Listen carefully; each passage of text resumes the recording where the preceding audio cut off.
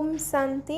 आज 21 एप्रिल 2025 साकार मुरली बाप दादा मधुबन। बाबा कहते मीठे बच्चे बाबा तुम मान को करेन्ट अर्थात शक्ति देवाई आसी।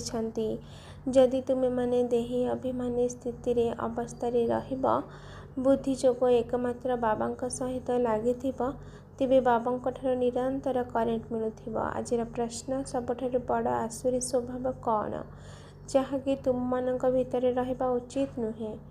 उत्तर अशांति सृष्टि करने ही सबुठार बड़ आसुरी स्वभाव अटे। अशांति सृष्टि करथिबा व्यक्ति उपरे समस्ते विरक्त होइथांते। सेमाने जिउ आड़े जीवे सेठारे अशांति सृष्टि करिवे। सेथिपाई भगवानक ठारू समस्ते शांतिर वर मागुछंती। आजिर गीत यह कहानी है दिवे और तूफान की।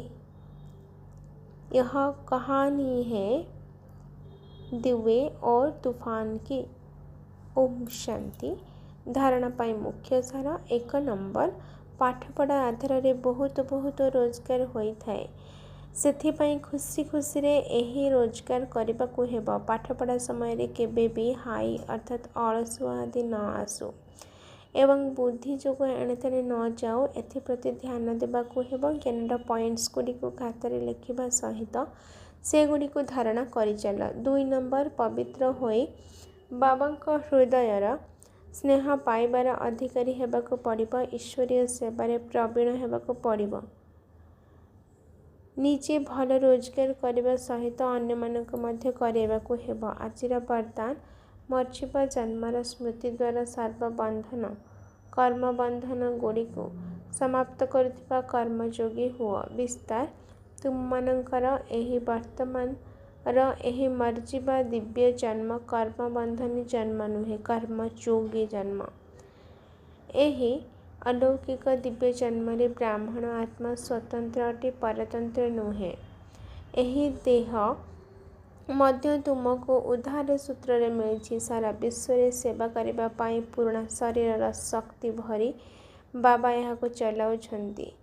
तेणु सबु दायित्व बाबांकर अटे तुमर नुहे। बाबा तुमको निर्देश देइछंती जे कर्म कर।